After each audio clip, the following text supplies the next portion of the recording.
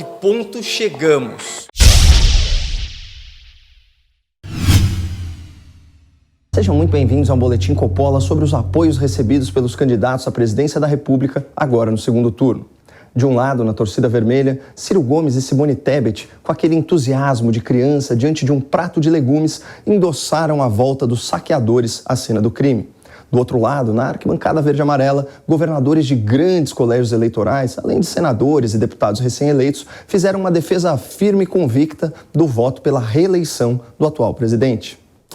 Bom, antes de continuar, um aviso importante para você, estimado espectador, que anda tenso e apreensivo com os jogos do poder. Hoje é dia de morder e assoprar, ou, como diria meu velho pai, de dar uma no cravo e outra na ferradura.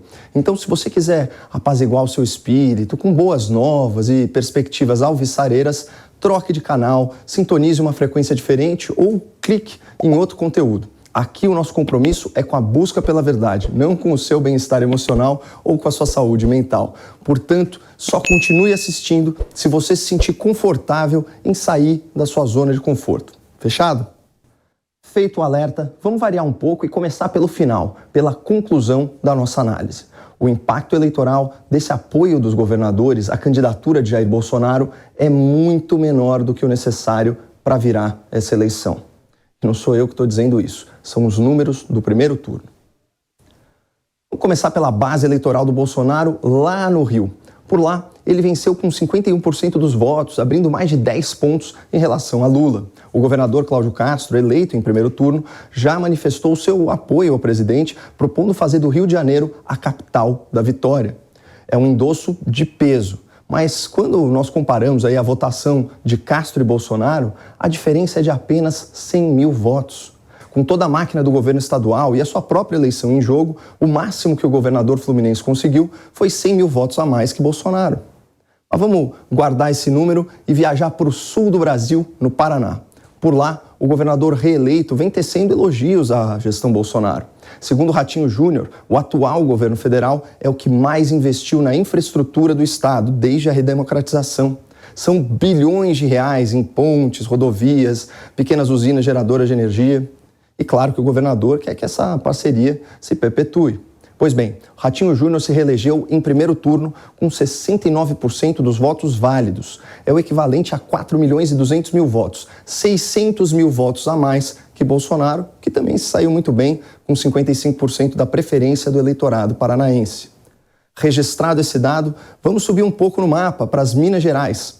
Zema e Bolsonaro costuraram aí um acordo que vai beneficiar o povo mineiro com grandes obras nos transportes. Aí um destaque para o metrô e para as BRs. E desde a sua reeleição, Zema já declarou, aspas, meu grande objetivo é combater o PT.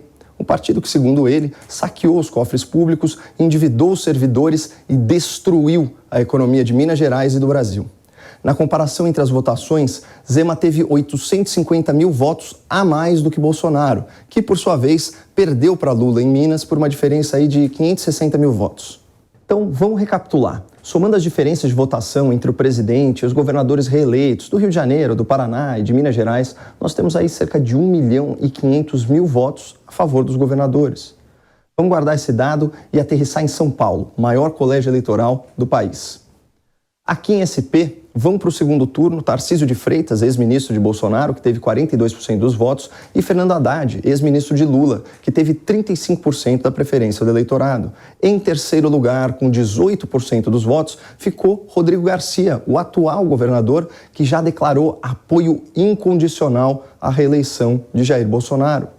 Na mesma linha do governador mineiro, o governador paulista afirmou, aspas, São Paulo é um estado desenvolvido, que dá oportunidade a todos e ajuda quem precisa, porque o PT nunca governou São Paulo. E essa mesma avaliação eu faço em relação ao Brasil. O que eu não quero para o meu estado, eu não quero para o meu país. Fecha aspas, com aplausos. Outro ex-candidato ao governo que também declarou voto em Jair Bolsonaro em oposição ao lulopetismo foi Vinícius Poit, do Partido Novo, que amealhou aí quase 400 mil votos. Mas, diferentemente do Rio, do Paraná e de Minas, aqui em São Paulo, nenhum candidato ao governo teve mais eleitores que o Bolsonaro, que totalizou 12 milhões e 200 mil votos. Contudo, Somando aí os votos do Tarcísio de Freitas, do Rodrigo Garcia e do Vinícius Poit, nós chegamos a 14.500.000 votos, ou seja, uma diferença de 2.300.000 votos. Acho que vocês já entenderam onde eu quero chegar. Se a gente somar a votação de primeiro turno de todos esses candidatos aos governos estaduais do Rio, do Paraná, de Minas e de São Paulo, nós teremos 3.800.000 votos a mais do que a votação obtida pelo presidente. Vale lembrar que outros governadores que apoiam Bolsonaro, como o do Distrito Federal, o de Goiás e o de Mato Grosso, tiveram votação igual ou menor que a do presidente no primeiro turno. E o mesmo raciocínio vale para todos os senadores eleitos, com uma exceção, a senhora Tereza Cristina, do Mato Grosso do Sul, que obteve 35.000 votos a mais que Bolsonaro. Mas, enfim, em tese, comparando a performance dos governadores com o desempenho do presidente no primeiro turno, a gente consegue ter uma noção do teto, do limite máximo de transferência de votos em razão desses apoios em Minas, Paraná, Rio e São Paulo. É uma conta aproximada, sem base estatística nem validade científica, mas ela nos dá uma ideia de quanto o presidente poderia crescer nesse potencial eleitorado. Havendo uma transferência de 100% desses votos, Bolsonaro ampliaria sua votação em 3.800.000 votos. Mas isso é impossível. Como eu já disse, esse é o teto hipotético. A gente sabe que parte desses votos será anulada e parte irá para o outro candidato. Isso sem falar na abstenção, que tende a ser maior no segundo turno, diminuindo ainda mais esse bolo. Portanto, considerando que Lula da Silva abriu uma vantagem de quase 6.200.000 votos contra Bolsonaro, a gente percebe que todo esse apoio dos governadores e parlamentares de centro-direita é muito importante, mas ainda não é suficiente para virar o jogo. Matematicamente, é inviável mudar o resultado dessa eleição a favor de Bolsonaro sem conquistar eleitores de primeiro turno do Lula. E para que isso ocorra, é fundamental que os apoiadores do presidente da República se engajem individualmente na tarefa de virar votos.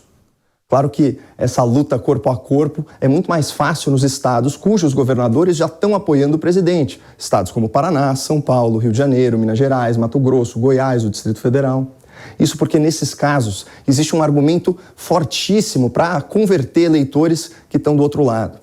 As prefeituras, as empresas e a população em geral sempre se beneficiam quando existe alinhamento entre o governo estadual e o governo federal.